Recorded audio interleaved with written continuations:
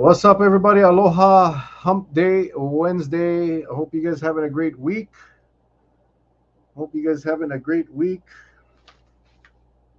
Yeah, my nose itchy. I don't know what that means.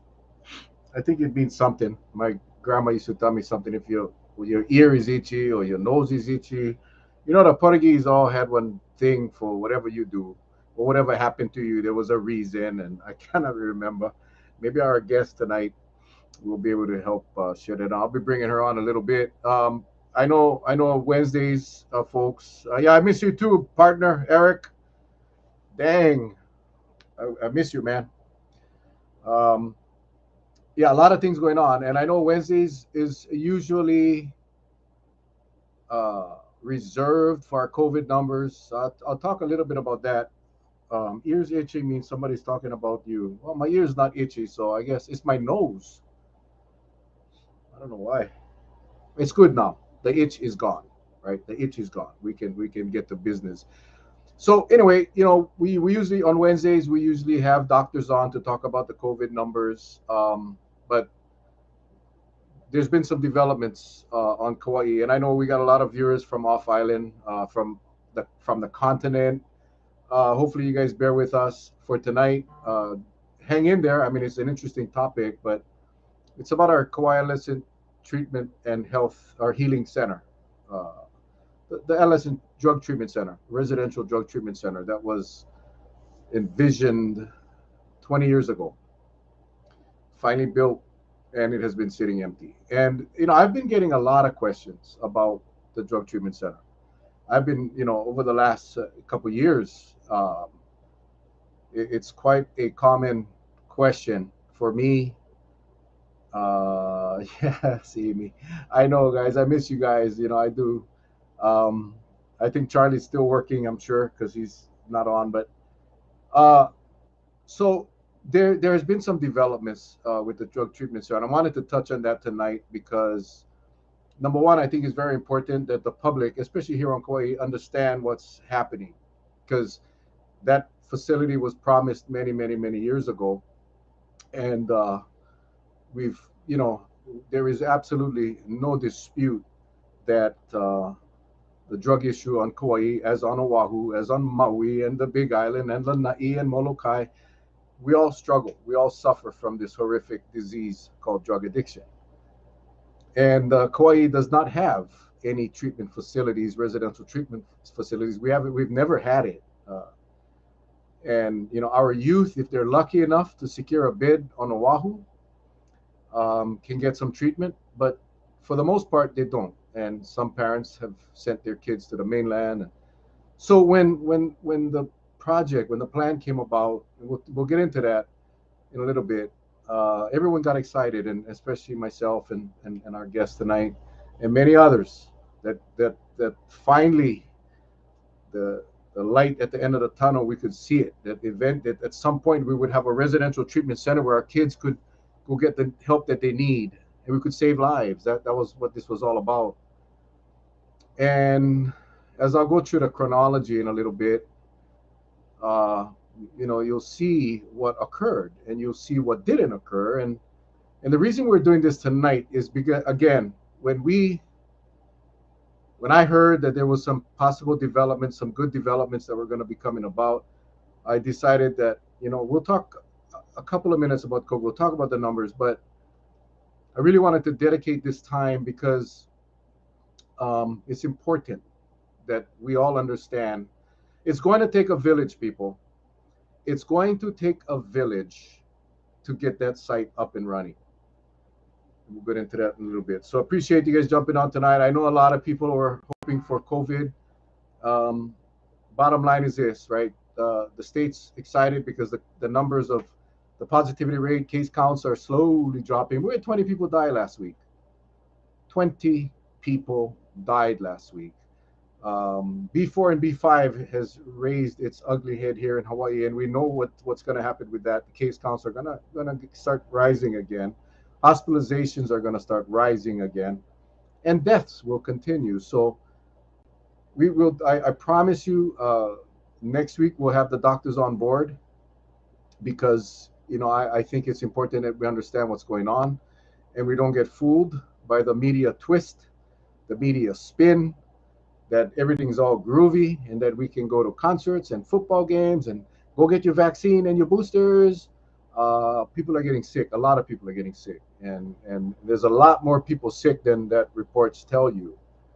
There's a lot more positive cases out there than what the state numbers are, simply because of the home test, simply because people are just staying home, or they're going to work, but their symptoms are mild, so they they feel that they're okay to go out and infect other people. So, it all comes back to respect. It all comes back down to caring for others, which we have been professing for years.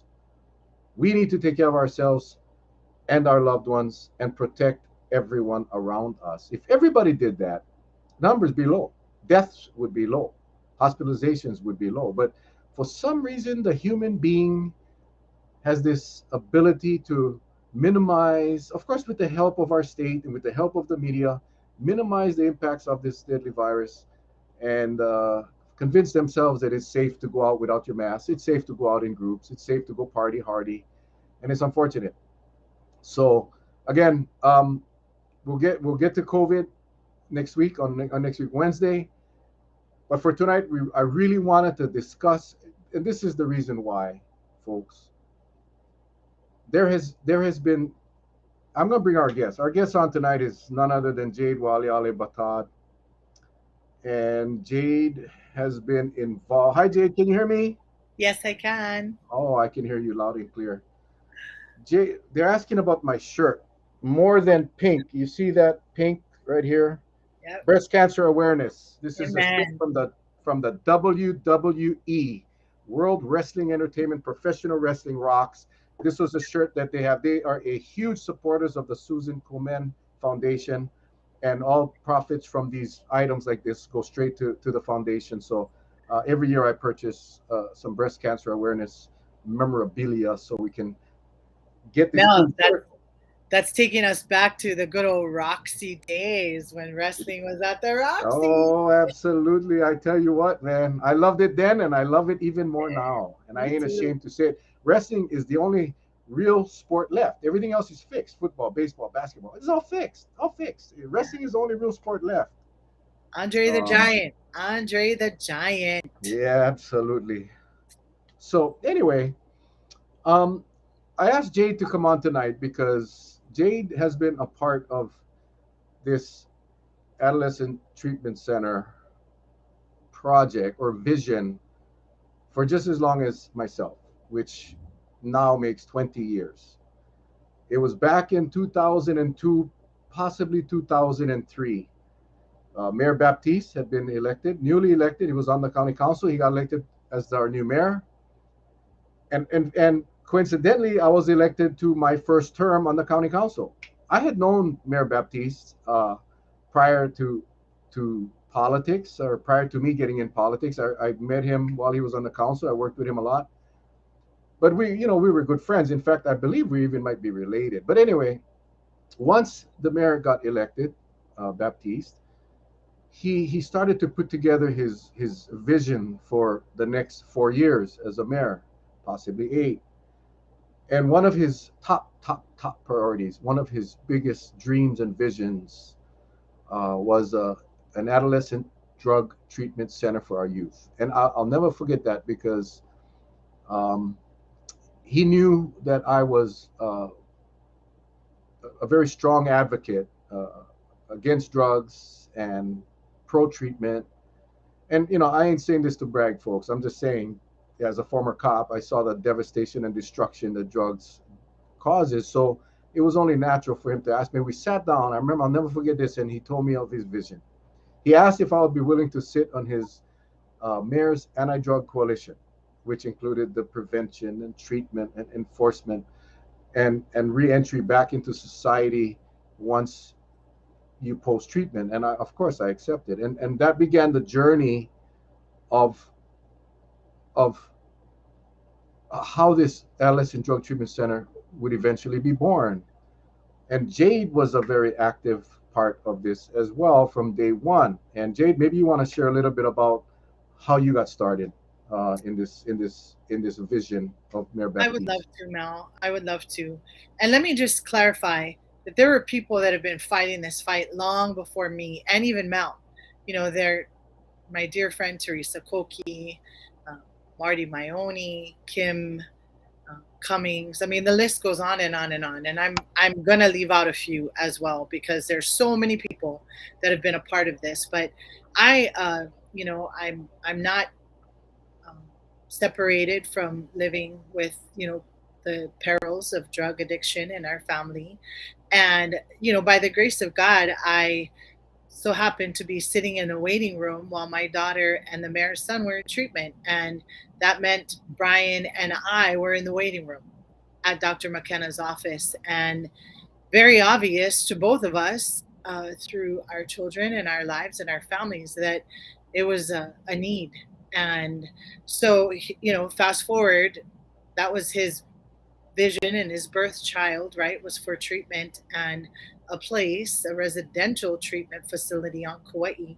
And then, then all of it started. The NIMBY community meetings, the all the things that happened, right? Because there was so much going on at that time. And so, that's we started all these big community meetings while they were trying to site a location. And of course nobody wanted it in their backyard. That's how NIMBY was started, right? Not in my backyard. And so, the land was so lovingly donated by Grow Farm and Warren Haruki to the county for the purpose of the drug treatment facility being built. And if any of you have had the blessed opportunity of being up there at Ma'alo Road, I mean, talk about an incredible place to heal our youth.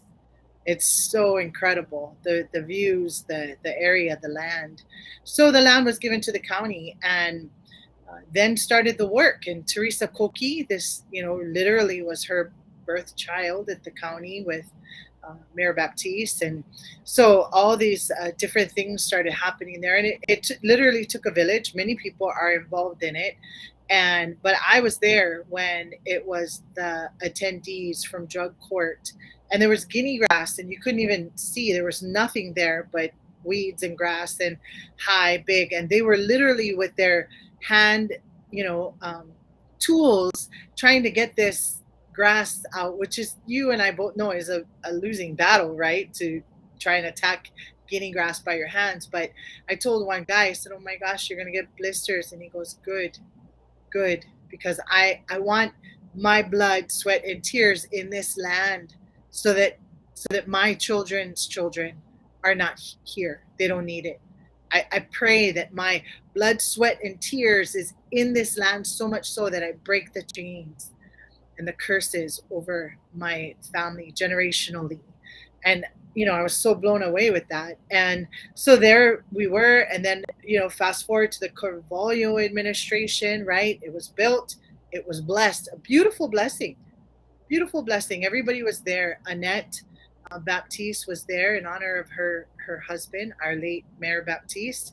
And Amy Isobe was there in honor of her late husband, John Isobe, who also was a very integral, important part of seeing it through to fruition.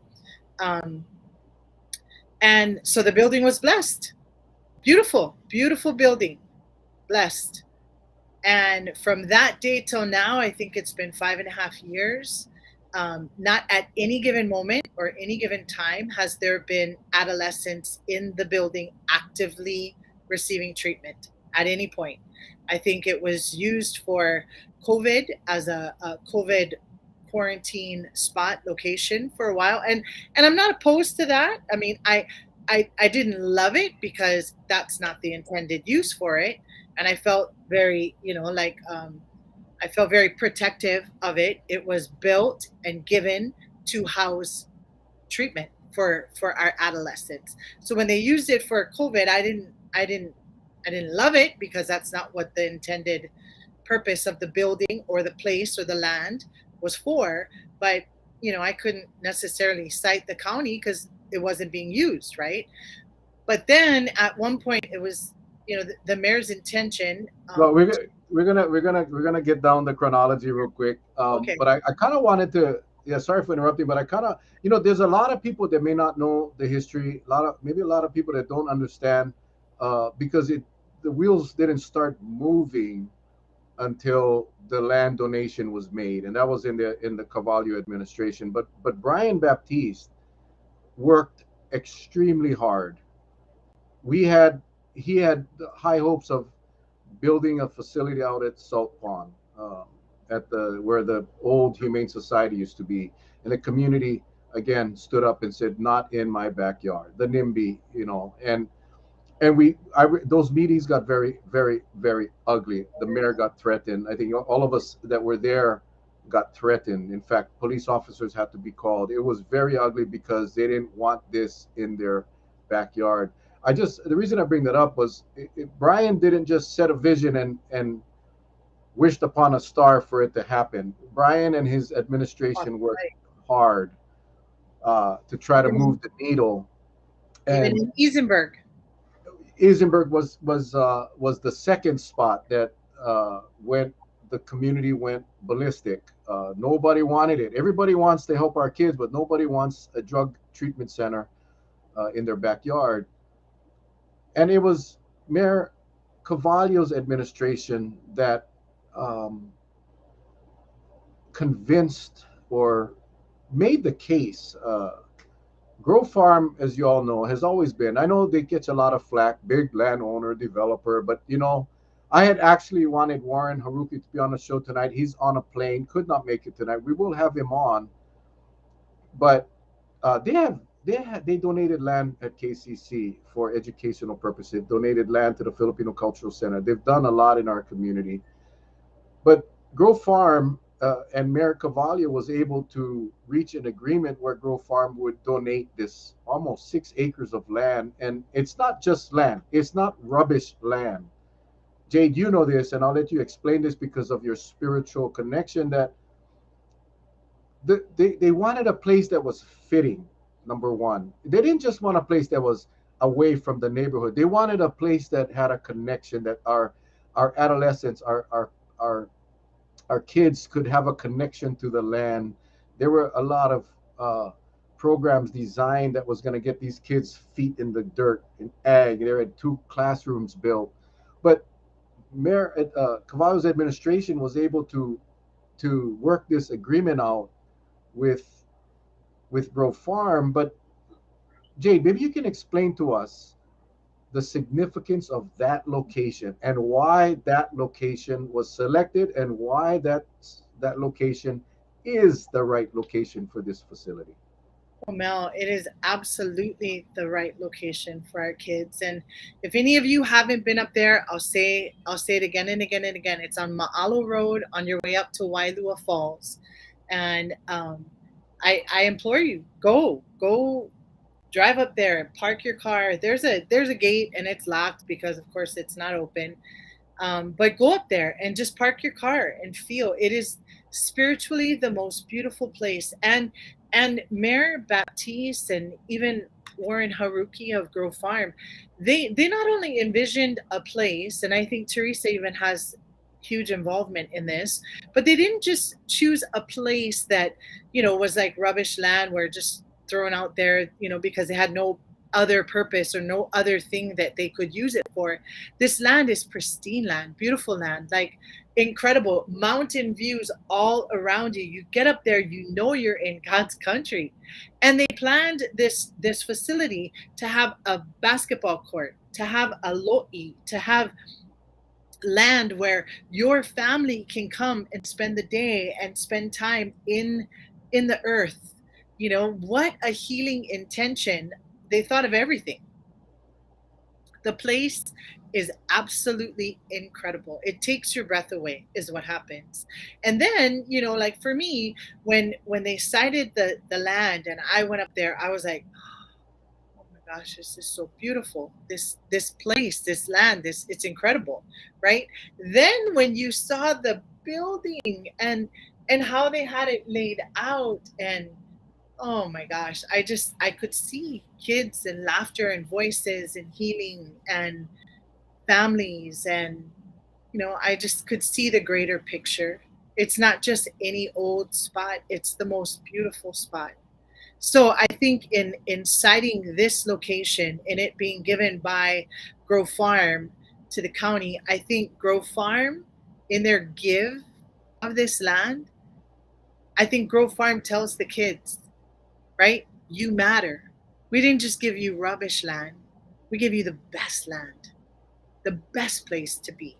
We gave you land that is surrounded by mountains. It's peaceful and quiet, beautiful for you to heal. We see you. You matter. We want you to have the best. In fact, the name was changed from the Kauai Adolescent Drug Treatment Center to the Kauai Adolescent Treatment and Healing Center. And I think a lot of that was because once people started going to the site, they could sense it, they can feel it. I did. You know that you're in a special place. It wasn't just some, like you said, it wasn't some rubbish land that Grove Farm couldn't sell or couldn't use for anything. No, this is prime land. This is great land. It's ag land. It's land that, like I said, these kids were going to be able to really benefit from. So, kudos to Mayor Cavallo and his administration, and they went ahead and had Grove Farm agree to donate the land. There were some conditions on the agreement, and I'll this is where it got uh, a little messed up because it was very clear when the land was donated to the county. I was on the council at the time. I remember this as if it was yesterday. It came with a condition that the land was to be used specifically and solely as an adolescent drug treatment center. That's how we And accepted the land, residential, and residential. that this had to be accomplished within 2 years or the land would revert. And I'll go through the chronology, I'll go through the timeline in a little bit. I'll post it up on the screen so you can actually see what transpired. But as Jade says, it's been 5.5 years or so since the land was or the agreement was actually made. Uh, the building has been put up, and it was Mayor Cavallo and myself going to the legislature and begging them for the money to construct the building. And it was not an easy fight. The legislature was very wary of giving the county $5 million because these types of operations aren't easy to run, and counties aren't designed to do social services. They're not. But Mayor Cavallo and I went and we lobbied and we lobbied, and Senator Kochi was a huge help. He kind of facilitated this and made it happen. If not for Senator Kochi, we would have never got the 5 million. We did get the 5 million, and the building was built. And this is probably a good time to go through the chronology. I So just want to say I'm present at a lot of these blessings, right? And Mayor, I mean, Senate President Ron Kochi is there, and I'm always so in awe of him because he remembers. I guess this is what he does, right? In the lobbying of funds, but and the hat he wears, but he remembers down to the penny, and he'll say, well, we got, $583 for and 45 cents for this. And of course, it's much bigger than that, but $29.17 for this. And he remembers it all. And I'm just in awe over him and how he can remember all the money that he lobbies for different things and different projects. But I would be remiss if I didn't say also, Mel, that I give props, mad props to Mayor Baptiste administration as well, because they fought long and hard to even get it to this point, and they were fighting other fights at the same time as well. So I definitely give mad props to the Baptiste administration and team as well, because they really really fought the good fight. And then Mayor Carvalho's administration picked it up and ran with it. And then, and his whole regime was about, let's talk story, let's get together, let's come to the table, let's talk story, let's build partnerships, alliances, let's connect, let's, right. And so yeah, you're absolutely right. And in any I not a venture because this is not a business venture, but any project of this sort, Took a lot of people. Um, you really need two major things besides money, but you need land. Right. Mayor Baptiste did not have the luxury of having land. This county, unlike some of the other counties, we don't have inventories of land that we can dedicate for anything really. And then you need the facility, you need the building, and the county doesn't have the funds and the resources to construct something like this. So the planets lined up when Grove Farm decided to donate the land, and the state was able to finance the construction. The planets lined up. It was a match made in heaven. I saw the light at the end of the tunnel, and I said, in a couple of years, we're going to have our kids.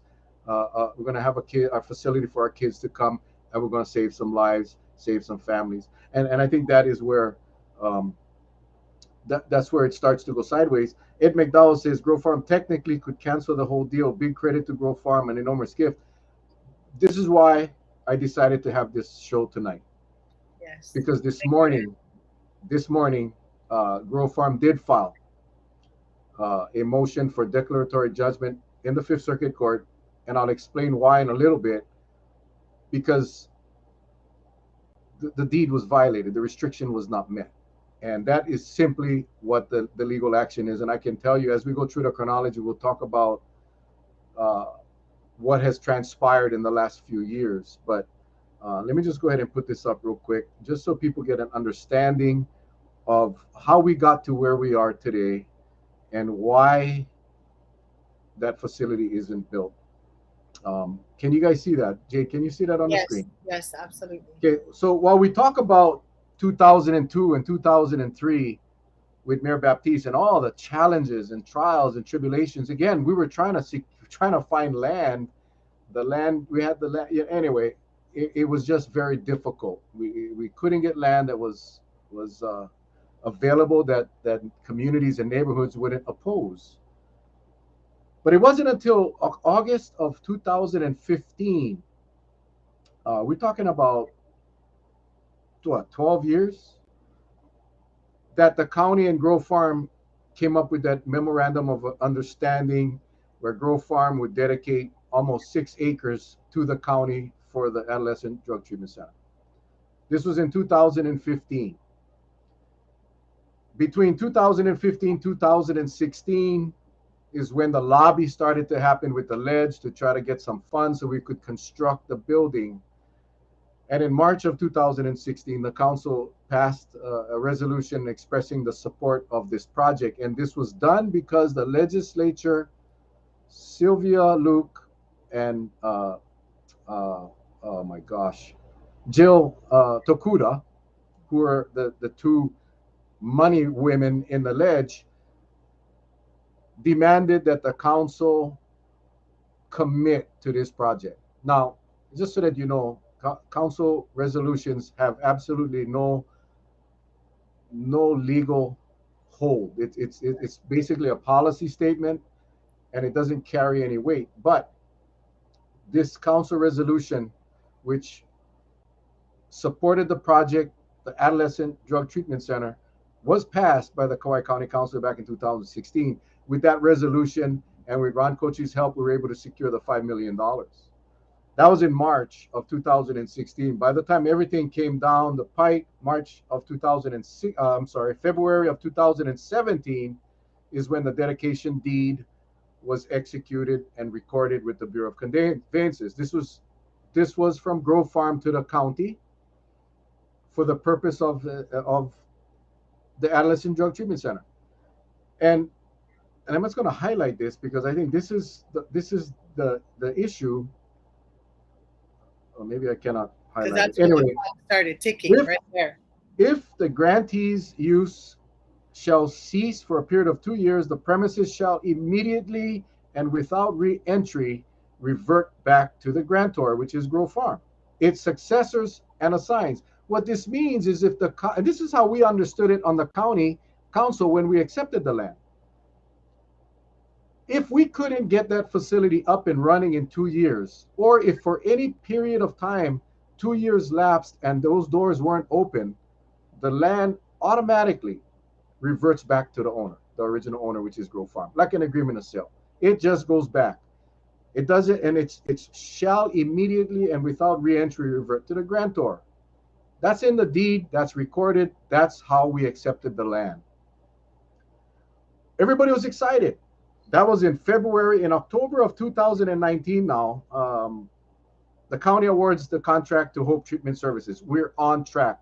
Teresa Koki, doing her job as the Life's Choices coordinator, she's working with all these contracts, and the county awards the contract to Hope Treatment Services to manage this residential treatment center.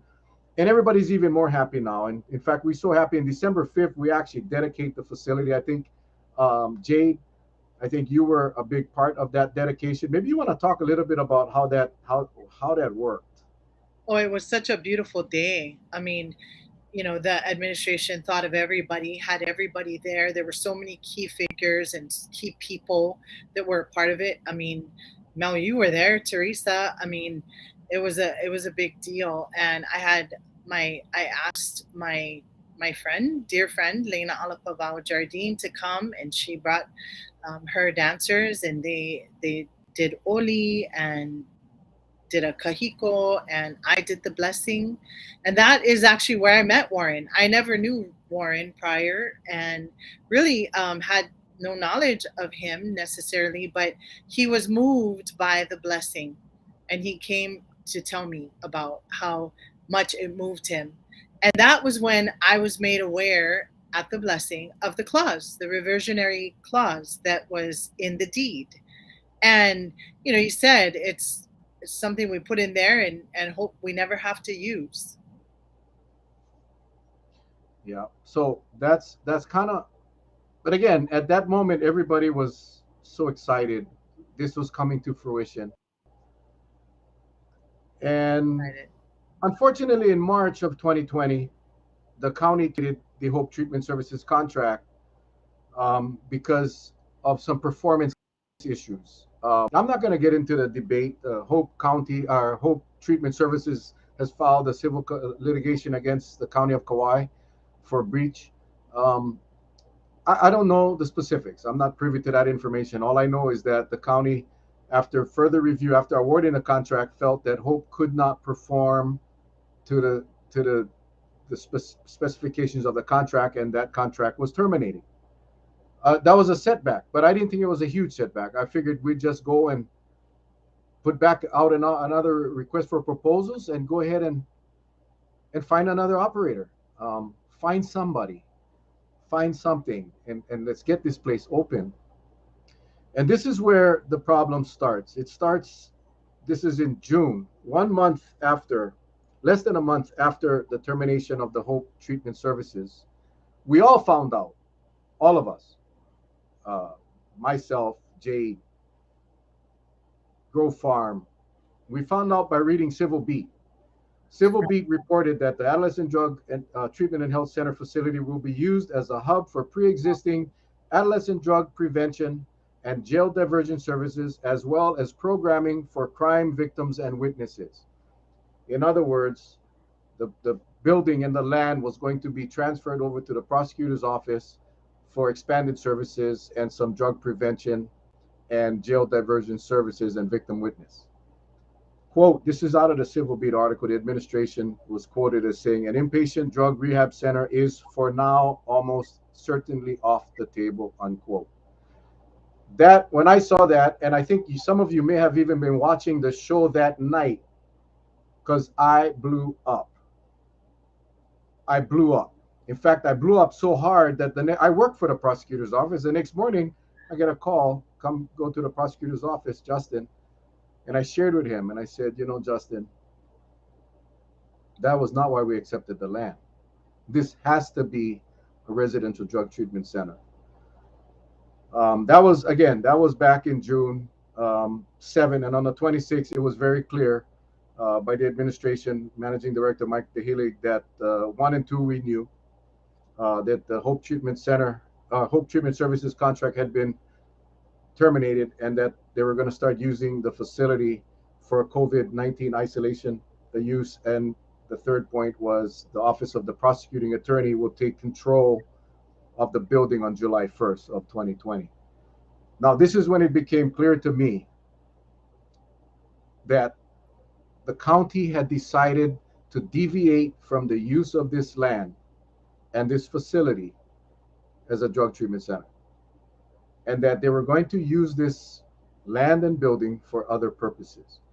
And I didn't think it was right. I still don't think it was right. I'm going to go right through this, Jade, and then we can have the general discussion. So that was in June. Everyone was shocked, and I think Grove Farm and the county started to have some discussions, and there was a solution. There was a solution that we would form a nonprofit organization, and we called it CAT. This was formed with HHSC, the Hawaii Health Systems Corporation, which is KVMH and Mahilona, and they picked a few community members to sit on that board, which was myself, Jade, and Bill Arakaki from the Department of Education. This nonprofit was going to work with the county. The original plan was for the county the land, as far as we were concerned, had reverted back to Grove Farm because of the 2-year requirement. Remember, it's been 4 years, 5 years, and the county did not believe that the land should go back to Grove Farm. So we tried hard. We worked hard. We tried to come to some kind of agreement where we could somehow get catch to utilize, because no one has funding. The county has no funding for this building, for this program. The county, even in its current budget, has absolutely no funding for the operation of this center. HHSC has no allocated funding in their upcoming budget, in their next budget year, to fund a residential treatment center, and we all know how expensive that could be. So that was in May. In June, Grove Farm publicly requested that the land be given back so they can pursue options to get the place open. In other words, Grove Farm's idea was to create a community nonprofit made up of community leaders, community people that would work with the community, work with private foundations to fund this so we can open the doors. Right.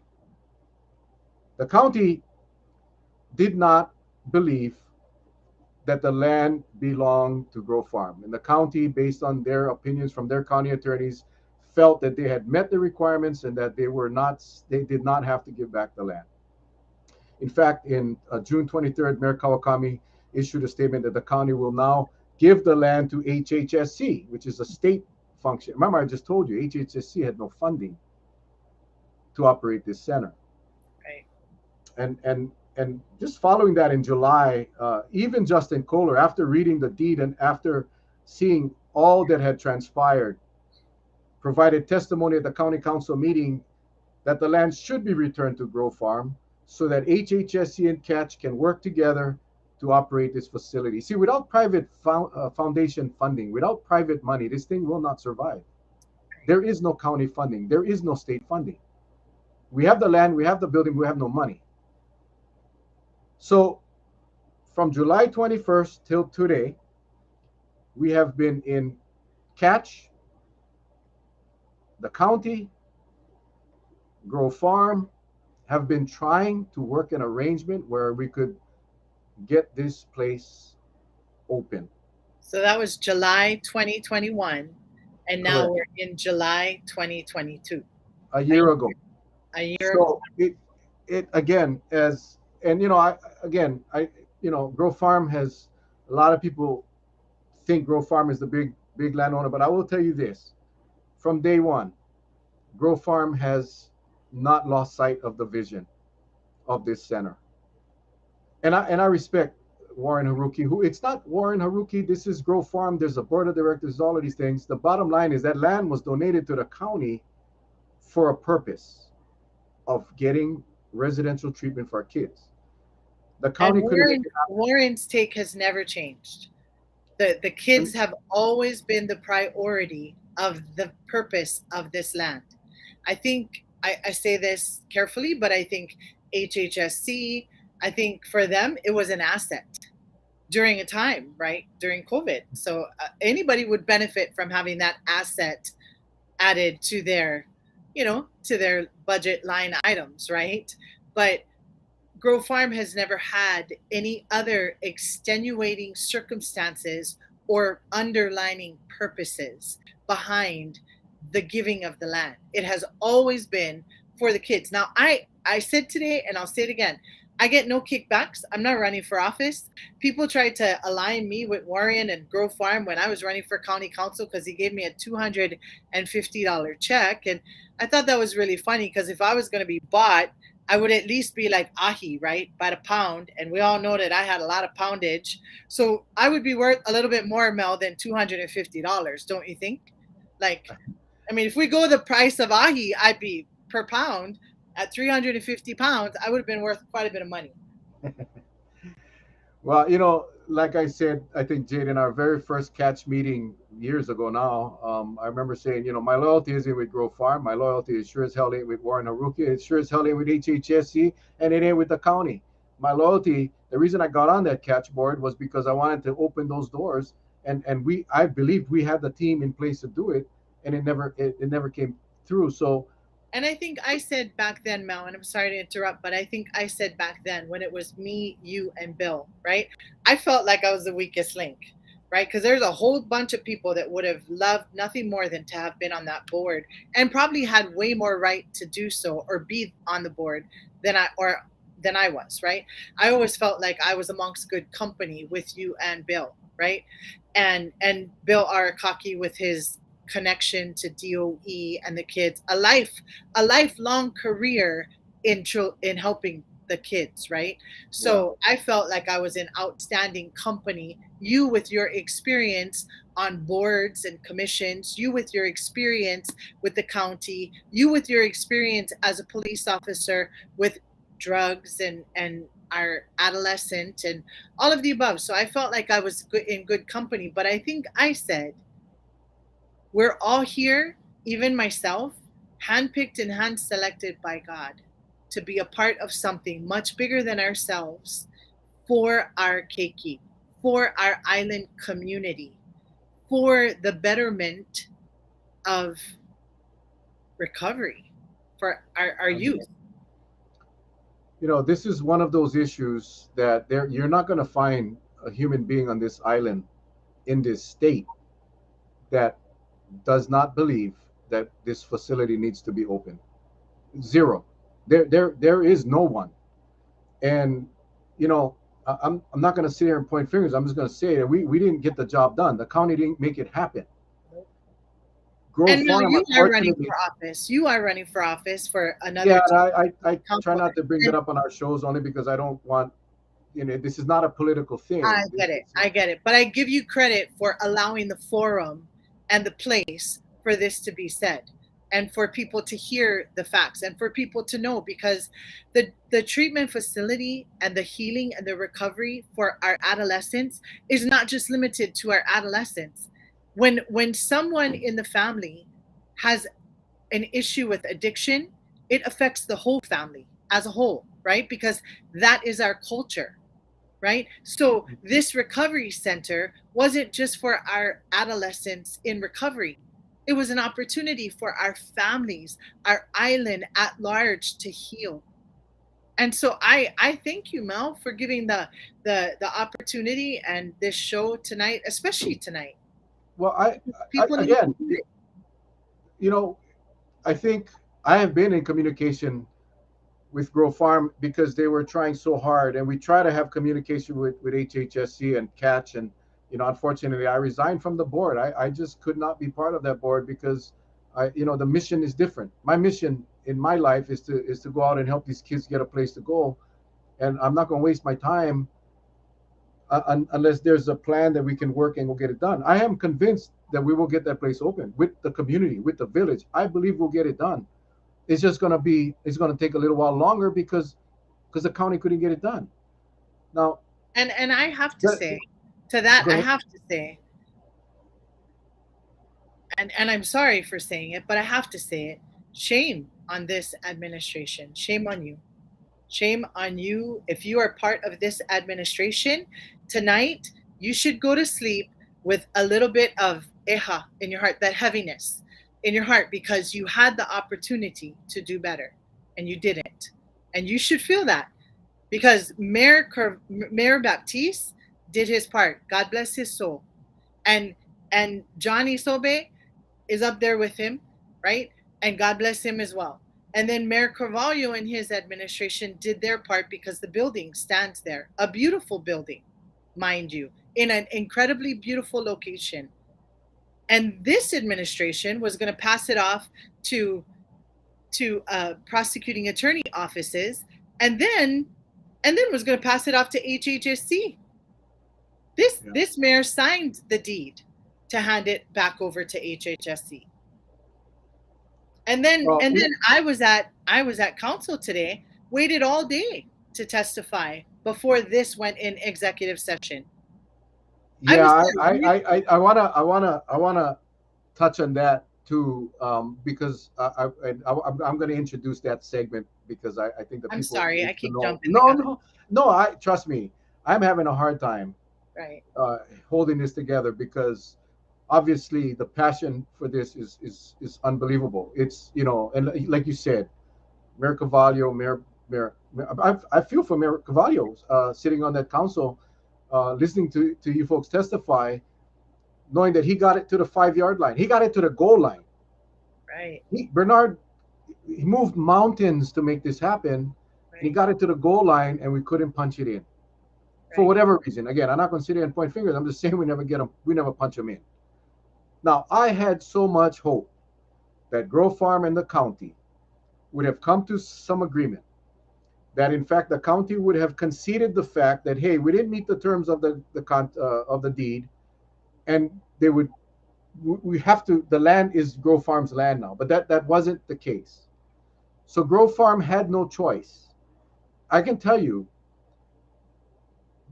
I know attorneys that had advised Grove Farm because I spoke to Jay. You know this, we both have, and many of us have been involved, heavily, deeply involved, advised Grove Farm to file the lawsuit months ago. Long time ago. And and when I spoke to Warren, he said, Mel, if I do that, it's going to just delay the process. Yep. And Warren had hoped that we could have come to some agreement. The agreement could not be met.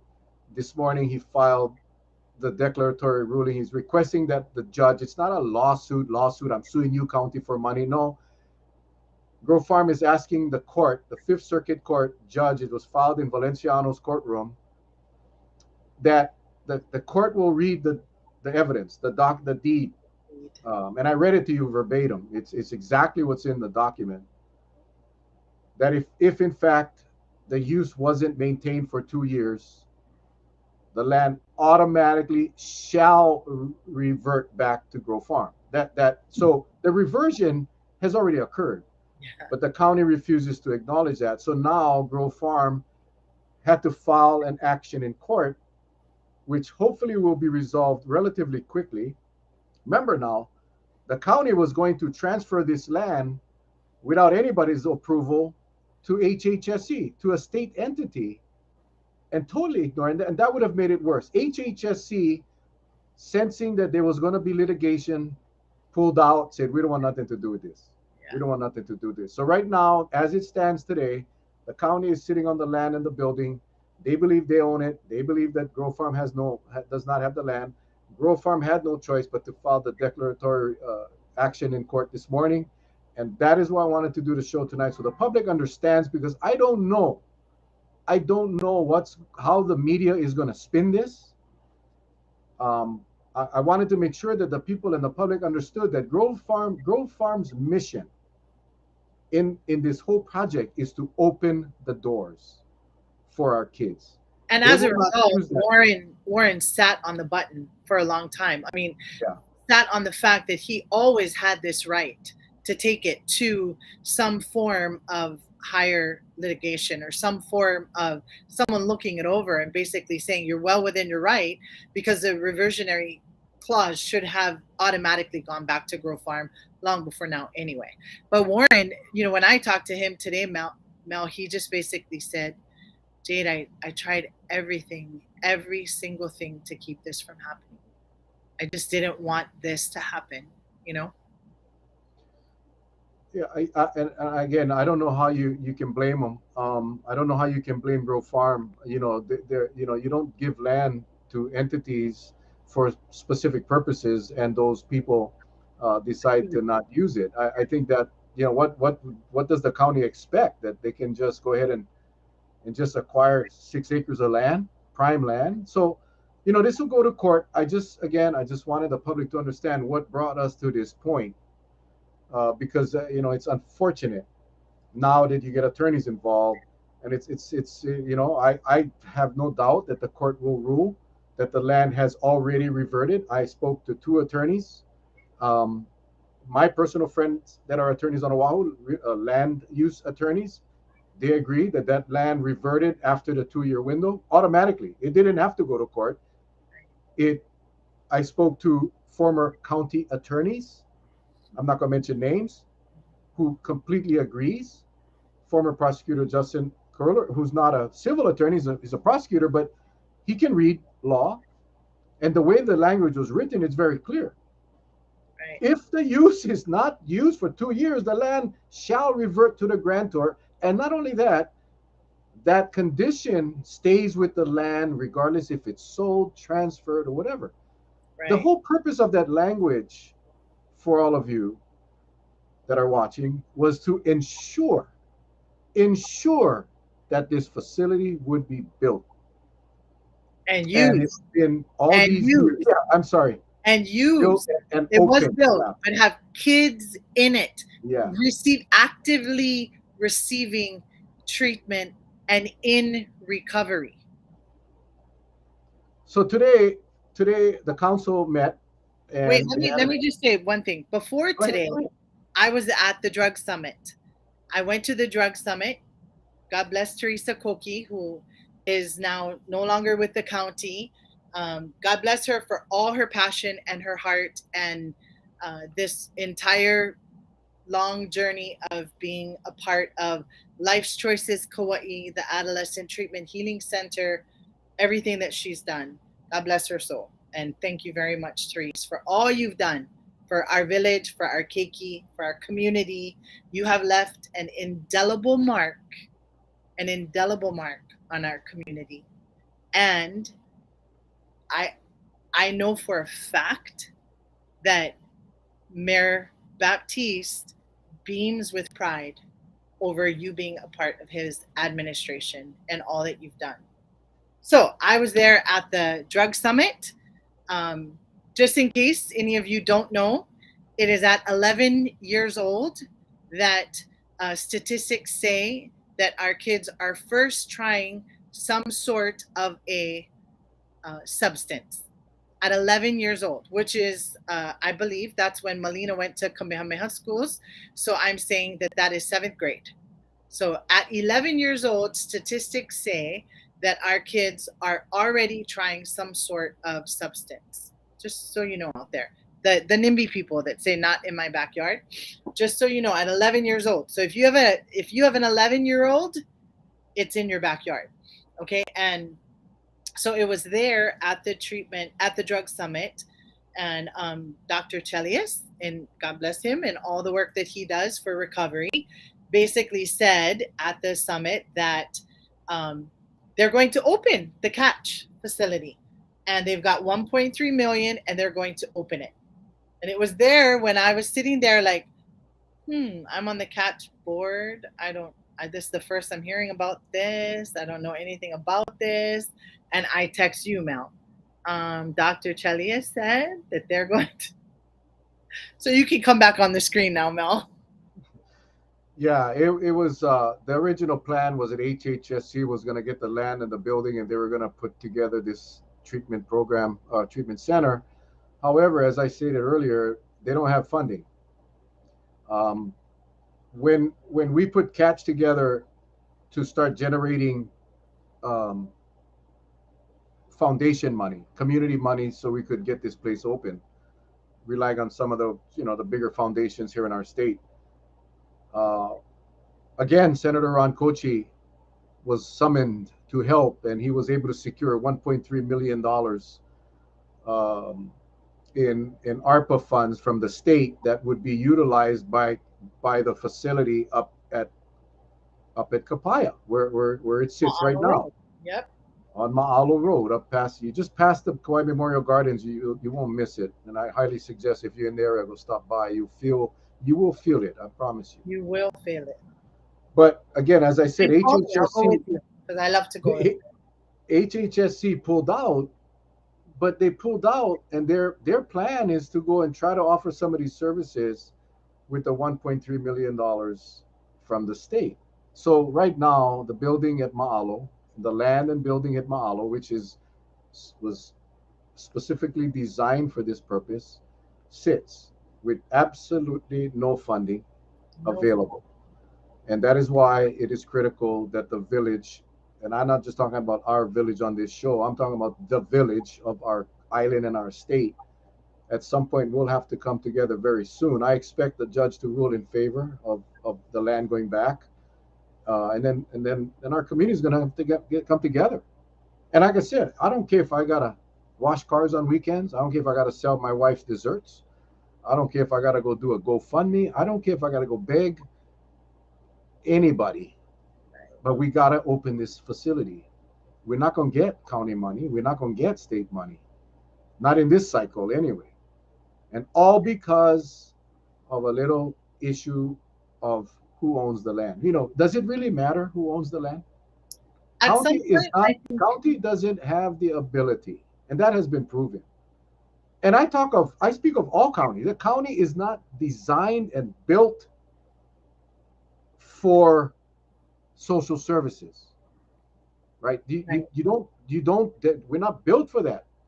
That's you have the experts, the contractors, the vendors, the Bobby Bensons of the world, all of these organizations that specialize with insurance and all of those things. You cannot just go build a facility and go put a couple of $100,000 employees and expect that facility to run. That ain't gonna happen. We got to be real in this. It's a real problem. It's gonna take a real solution. So don't be surprised if I start pounding you guys' doors for $5, $10, 11. Doesn't matter. Terrence says, "I'll buy Patsy's desserts." From someone who's had Patsy's desserts. And you saw But but you know how we make a difference to this, Mel, is we have to start talking about it. I hope that people on this show tonight, God bless all of you linked on here. I hope that you'll go talk about it and they'll talk about it. And was this the only way to help heal our children? No. But this is a step towards something. We have nothing. We had nothing prior to this, right? So together somehow, some way, we in this village, we have to talk about it. We have to, and not just talking. More has to be done, right? Which is the powers that be. Warren is doing what he can do. Mel is doing what he can do. I'm doing what I can do. But we need all of you talking about it and doing your part as well, because together as a village, we're going to move mountains. I waited at the council chambers today all day, and I said, you know, to the ones that would come up to me and say, "Sorry, Jade, you've been here all day," and I said, "I'm not going anywhere. The kids need to see me here. I'm going to stay all day until I get a chance to say, please do the right thing. Please do the right thing. I beg let me you." let me interrupt you real quick and say, again, today, they had an executive session issue for a briefing on the drug treatment center.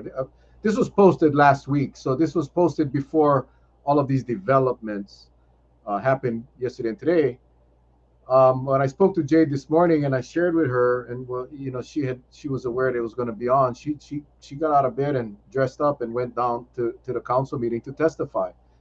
And I told her, the agenda looks light. You should be on there before lunch. And no, it was quite a lengthy council meeting. But also Tracy Fu. Many of you know Tracy Fu. She lost her son to drugs. She has another son who, man, I honestly just cried when I heard her testify about her son, Earl Tronis Jr., who also testified. I have not, that guy is an amazing man. Earl Thronis, never met the guy. I want to meet him. His testimony was on point, so calm. But Tracy described how her son Earl had to pull Find his his brother. brother, who had already died, out of the truck. and he shared his story. But Jade and Tracy made it very clear there is no denial that we need this service. There is no, this is a priority. This is definitely a priority, and it should be. It needs to be. Um, it is incredible how we're not moving at the speed that we should be moving to get that doors open. And yes, is it easy? Absolutely not. Is it hard to find the right vendor? Yes, it is. But that's where the county and the state needs to step up and make the commitment to do what it takes to make it happen. It's never a money issue, folks. I'm telling you this. I've been saying this for 20 years. It's never a money issue. It's a priority issue. Mel, I'm a minister. I'm a minister, right? So we're taught, and that doesn't make me better than anybody. That makes me very human, probably worse than other people. But I come before, when I do something wrong, or I you know maybe sidestep what is God's master plan for me in my life. I come back, I ask for forgiveness, and I try to make right my wrong, right? And I'm not perfect. I make mistakes all the time. But I think at any given point along the way, our mayor, this administration could have said, look, we did wrong. It's not being used as a treatment facility, and just been honest about it. So this is my part. Like, as part of this administration, if you really love the person that's in office, you you advise them to do the right thing. If I was the part of the mayor's administration, I would say, Mayor, do the right thing. Say I'm sorry, and give it back to Grow Farm, and then let them try to do the right thing. And bring together a village to run it, or get funding, or whatever it is that needs to happen from that point on, to make it to where actively adolescents are in it receiving treatment, right? So to me, I like giving credit where credit's due. So I shouted out our mayor during COVID, and his cooking videos, and the way that he stepped up to the plate during COVID, and Kauai was the way, right? I would be from other islands, and they were all so proud of, wow, Jade's mayor is. And I was the first one to sing his praises, and I would sing his praises again if he did right by this treatment center, and if he did right for our children. I would be the very first to say, you know what, I stand corrected. Well, this is what we know. We know that the county is not capable um, of operating a residential drug treatment center. We just don't have the expertise. We don't have the resources. This ain't a personal dig on anybody. I'm just saying we don't. We fix roads. We provide water. We don't, and I don't think any prior administration would have been able to operate as a county this facility. But what the county needs to do is find someone that can, and that Right. is where we didn't make it. We And couldn't we get it will done. find somebody, because there's Well, so many people out there that are so passionate about this. I mean, there's many. We will find that's why I'm somebody. saying, Jade, the transfer of this property, the land and the building needs to be put back in the hands of the community. Right. That's all I'm trying to say. Because counties aren't designed to do this. So get the land back where it belongs, where it legally belongs, I think where it legally resides right now, which is Grove Farm. Grove Farm is going to lease in perpetuity Right. for $1 a year, which I already said I would fund. I would pay for that out of my own pocket, $1 a year in perpetuity, and let the community nonprofit that will be developed go to work. Hawaii Community Foundation. There's a lot of people out. There's a lot of wealth on this island. There's a lot of wealth in this state. We have had some preliminary commitments from some foundations that are looking to put in quite a bit of money. Right. It's not going to happen in a county, and we have wasted. We have wasted valuable time in this little debate about who owns the land, and that is what frustrates me. Because I'm That here to land, tell you, in Mayor Baptiste's administration, you didn't hear people dying of fentanyl back then. You didn't yeah, hear about it. I mean, maybe it was happening. I don't know because I'm not very savvy with what was out there exactly at that time versus now. But you didn't hear about it, and I'm here to tell you now you do hear about it. And I, as a kahu, have done funerals for people who have died from fentanyl overdose. I give my dear friend Tracy mad props. I don't know if I would have had the courage. I don't know, to stand there, to sit there today and testify about her son Austin having overdosed and died from fentanyl. I give Earl Jr. huge props for getting up there and speaking. That wasn't the plan. He wasn't going to speak, but he was moved and encouraged, and he did get up there and speak. And he talked about things that you and I, Mel, we can never talk about. That's not our platform, right? He said it was really hard being in treatment on other islands and watching on Family Day the people from Honolulu having family come, and I we had nobody, right? So he spoke about the perils of being actually in the trenches of recovery and being at a treatment facility. I don't know what that's like. I've never been at one. You don't know, Mel. You've never been in a residential treatment facility, but Earl Jr. has, and he spoke about that today. And Tracy spoke through a lump in her throat so big I cannot even fathom. I sat there thinking, I not only do I love my friend, but I'm so proud of her because already it hasn't even been a year. She's speaking out about it because she knows that her son's life wasn't in vain, right? And so it was incredible. I give them huge aloha for having the courage to testify today. I want to thank you for speaking for us. Obviously, I was working today. I couldn't get over there, but I can honestly tell you and assure you that every one of those seven council members know exactly how I feel. Yeah. Because it's not like I haven't spoken to them over the last year and a half, face to face, person to person. They don't, they. Thank you, thank Tracy, and really thank Earl. He hit the nail on the head. I'm no expert. I'm not a therapist. I'm not any kind of drug kind of expert. But I was lucky in early in my career on the council. The county sent me to a 6-week training. It was 2 weeks each training, and it was separated, I think, every month for 2 weeks in Miami, 2 weeks in New Orleans, and 2 weeks in Seattle. Three of the bigger drug areas at the time, and we were in organizing drug uh, community organizations. We heard. I cannot tell you how many people we heard from that were recovering addicts, parents, and when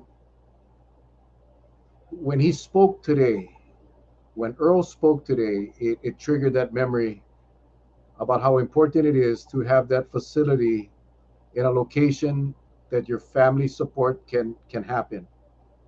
Because our kids aren't. Earl said it right. When you sit in on a Sunday and you're just watching everybody else's parents come visit, it's heartbreaking. It's counterproductive. You go backwards in your treatment because you don't have that family support component. It is vital. And Tracy, It's bless her, vital. she had other kids at home. She may have had two sons in recovery, but she had other children. So making the trek to and from over the water was probably very difficult for her at that time, you know? And when you are a mom, as a single mom or, parenting your children, and you've got children that are battling this struggle or going through this struggle, you really really depend on the village. And our I think our kuleana, our culture teaches us that that family ohana is such a huge integral part of that family structure, right? And so we need to be a part of someone else's village, and we need to look out for our kids, not just my kids, not just my family, but we need to look out for each other and each other's kids, right? And I also want to give a shout out to Lonnie. I don't know him, but he obviously is a frequent flyer in council chambers and testified, or spoke on many of the things that were on the agenda today. But he also spoke on the treatment facility, and has been present from the get go too. And I feel like I kind of don't really even have the right to be here speaking about this necessarily, or even be on the catchboard. I said this to you because there are people that have been working this work, good work, in the trenches of recovery long before me, and Wow. so I shout No, out to all of you. If you wear a hat of recovery, if you speak out to people that are, in the trenches working hard for sobriety, I applaud all of you. I applaud each and every one of you, whether you're in the mental health aspect, the doctor or nurses healthcare aspect, whether you're in the trenches, whether you are women in need, life choices, Kauai. I don't know what hat you wear, but if you in any way, shape, or form in your life help someone in need with their struggle in sobriety or recovery, I tip my hat to you. I tip my hat to you. And I thank you for the work you do, because I have leaned on that village. I have needed the help of that village. And I'm grateful to you. I thank God and I thank you. well, there are many, many, many unsung heroes. We named a bunch of people tonight, but I think, like you said earlier, Jay, there's just so many more So many. over the years, for the last 20 years, and maybe even longer, even before Brian's vision. Let's There's let's so even many. mention, let's just please let's mention, um and I just drew a blank, Dr. McKenna. Yeah, Let's remember him for one quick instant, and his sobriety, and then the tons of people he touched over the course of his lifespan in recovery. And Lonnie, I'm thankful. I Pretty much my whole family went through him. My whole family, my husband, my daughters. I mean, minus Tylee, and I pray, dear God, that we don't have to experience that. But my daughter Tara is in sobriety with alcohol. My daughter Tori was in his class as a teen because she was defiant and using. And so I'm grateful to him. I'm grateful to him. yeah. There's just this. I remember someone told me a long time ago. It took us generations to get to where we're at in drugs, and it's going to take generations to get us out. But we have opportunities that come before us, and some of these opportunities are very rare, like the one that Grow Farm donated the land. Again, it was Mayor Cavallo that made that happen, and it was, when the planets line up, and the right people, God, nothing happens by accident. God puts people in front of people to make good things happen, and we cannot lose sight of that vision. We as a village, um, I'm sure you and I, Jade, will probably get some stink eye tomorrow. We'll probably get some hate messages and all of that. But you know what? It's gonna take a village. I hate to say it, it's so cliche, but it's gonna take a village to make this Mel, happen. I can sleep tonight. I you know I cannot. I'm not lying. I've nothing I've said is something I've made up, and I'm not personally attacking anyone, as whatever. I'm putting a call out there for us to do better, myself included. Do better. Let's do better for the kids. Let's do better for our community. Let's do better for our island. There are those that are working the work, every day, but we got to do better. And I'm going to say this. I said this today at the council. You know, to be rich in Hawaii is to be vai vai, kanaka vai vai, right? To have that water that comes from the source. And to be a part of that water as it's flowing downstream gave us kuleana, because our section of that flow of water required us to take care of the water at our section, right? Because it flowed downstream. So if I made my water section pilau, then I was making dirty water for people below me. But we looked out for each other. We looked out for each other. And Kauai, the oldest island, that makes us the matriarch or the grandmother or the mother or whatever. We know better. So we have to look out for each other. We have to have a mindset that says we got each other's back, right? Teresa, right, in her job, in what she did, she was looking out for all of our kids, right? And so we have that kuleana now, Mal. We have that Kuleana, and Teresa Koki retired. She never got to see the dream come true as a county employee, but she will see this dream come true as an active community person. Right. I will say this, and I know she's on, so I'm going to say this because I want her to hear it from me. I have seen that woman cry. I have seen that woman so angry and frustrated, and she never gave up the fight. Ever. She continued and continued to pound and pound and pound on mayors, on she's been through several mayors, on administrative assistants, on on Joanne, on Joanne, God well, bless your I'm gonna soul. mention names on council members, Right. but this woman's passion for this, not just this center, but for this whole drug prevention treatment, this whole drug fight, second to none. I mean, she has been there 24/7 Right. for decades.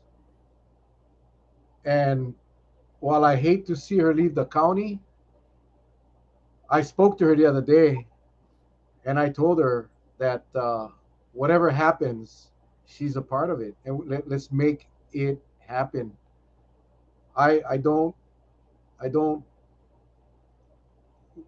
Teresa is going to see this happen. I'll just say that. That's my And commitment to her. and Teresa, I we just love you, say, girl. We you know, love you, man. I spoke with Teresa too, and she being let go from the county, you just have all these feelings, right? Especially after her long tenure and long career, you have all these feelings like, oh, did I not do enough? Am I not good enough? Am I not this? Am I not that? And I told her, Teresa, stop. You've left a mark that will speak volumes about your career, about your reputation. So I too, Therese, I tell you, I love you. I God loved me so much, man, when He handpicked me and put me into that Baptiste administration with you and William Trujillo and Lori Calicoma, and I'm grateful. I'm proud to call you my friend, Therese. Thank you for all you do, and God has a plan for you, and your parents are proud, and Mayor Baptiste is proud of you too. You know, the time has come. I mean, I mean, this could go on forever and ever and ever. I'll just ask you, Jade, if you any closing thoughts. I know you said some really nice and sweet things, and but we'll just what's your final words to our viewers tonight? So, my ask is this: if you could please, at the end of this show tonight, if everybody watching and then some could take one moment to pray for this facility. Pray for this facility on Ma'alo Road. Pray that it is up and running, healing our children. Pray that our children know that they matter so much that we gave them the best spot. Grow Farm gave them the best spot to heal. That it was built and it stands there, and that they're in there getting the treatment that they so deserve. Please lend a moment of your time to pray for this facility, and it's up and running, and there's movers and shakers in there doing good things for our children, and that families are coming together and healing. And pray for this administration and the work that's being done, that they'll do the right thing, that the mayor will say, we give it back to Grow Farm, and allow them to, because at any given point, whatever's been filed can be unfiled, and I think right can be done. um, it takes a really big person to stand up and say, please forgive me. So I say, if I, in any way, shape, or form, in my hoakaka, my testimony tonight, if I have offended anyone with my truth, my words, my actions, my deeds, I ask you to forgive me. I'm not attacking any one person. It's the process that I feel is flawed, and the way in which this has gone about in my heart of hearts is not right, and there's always room to fix it and do right. And we need our children to see us do right because they're watching.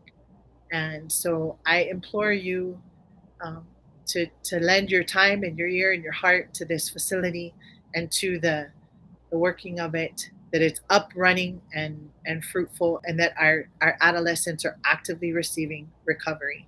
And then please, lend a prayer to Grow Farm for giving this pristine, beautiful land, and for including that clause that says if it's not used, it goes back, because that's the ace in the hole that ensures that this land is used for the purpose that it was given. And I'm thankful for that as well. And then let us remember Mel, the Mel and Charlie show, and this Mel and Charlie show.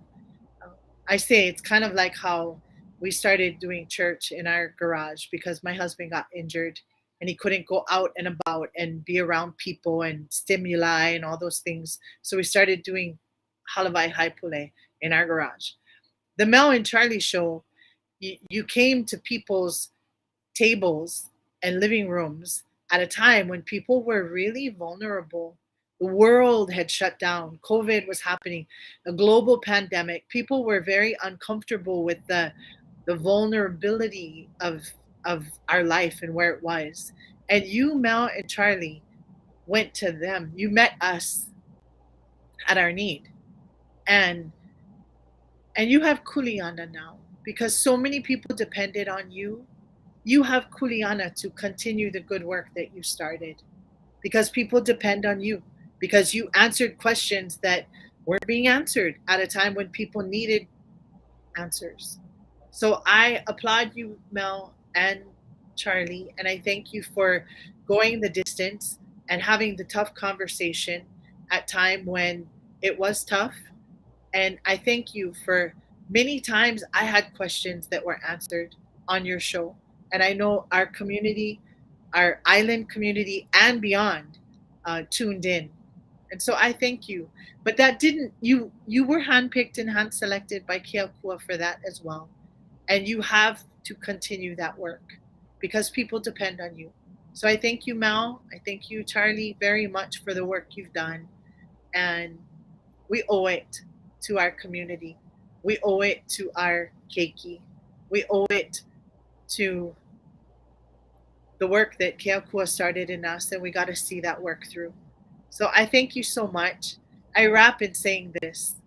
Dear Lord, I thank you so much for this beautiful time that we've had tonight. I pray that it be received to those that are watching in love. We meant it in love, and we just ask that it be done according to your will. Makaino o Yesu Cristo. Amen. You always surprise me. I was actually going to ask you to pray after I close out, and we would close with your prayer. Thank you so much for doing that, and thank you for the kind words.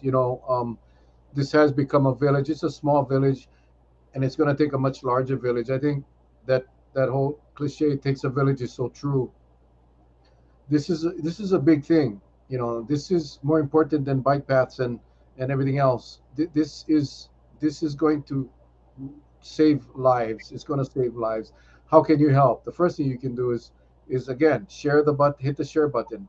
Share this show tonight. I think it's important that people understand what has really transpired. I'm afraid that once the media gets a hold of it, it'll get spun, and that's why I wanted to present the facts. What I showed you tonight on that chronology is facts. I did not make that up. Those are documented timeline of what has occurred since 2015. There's many more that I mean, it would be a 10-hour show if we put everything in there, but I wanted to just at least share with you what has occurred and why Grove Farm was forced to file this action in court. I thank God that they had the foresight to put that clause in, because as you said, um, Jade, if that clause was not there, that would be a prosecutor's office today. And I work for the prosecutors. I don't know. Maybe I'll be fired tomorrow. Who knows? But again, I'm not afraid to speak the truth. This is it. If not for that clause, that would be prosecutor's office today, and the whole residential drug treatment center would be not done. And folks, we all are touched by drug addiction. We all touched by we and there's just too many stories, and it continues. And we gotta do something. We gotta stand up and speak out. We speak out for everything. I see people holding signs for some for everything on the road, making noise. Well, you know what? It's time that we stand up now for our keiki, for our adolescents, for those that are willing to put in the work and make it happen, for the Warren Harukis, the Teresa Kokis, all of these people that have put their blood, sweat, and tears in on a project that almost went away. Right. Now is the time, folks. We need to stand up, and you guys are going to be hearing more about this. I don't know if the press release was out today. I don't know if the news is going to pick up on it. I but I think my fear is that they'll spin it and make it look like it's not. I hope if you guys get any questions, folks, any questions, you guys message me. A lot of you have my number, but you can always message me right here on Facebook. I'll be sure to respond. I think it's important that the people know what's going on. So that's about it for tonight. Friday night, guys, we are going to have Kimberly Hope. I don't know. You guys know Kimberly Hope, the violinist? Wow. She's going to be on. She's going to share her story. She's an amazing artist, a violinist. She's a composer. She's a songwriter. We want to kind of ease back towards a good Feel Good Friday. So I asked Kimberly to come on. She'll be on Friday from 7 to 8. Please join us. It'll be a nice, relaxing night hearing her story. She's got an awesome story. She's got a music school. She's got CDs. She's got music all over. She travels the world. She'll be here at 7 o'clock. Kauai girl, living right here on Kauai. So I hope you guys can join us. So, folks, we love you guys. God bless. We'll see you guys on Friday. You take care. Stay safe. Thank you. Thank you, Mel. Aloha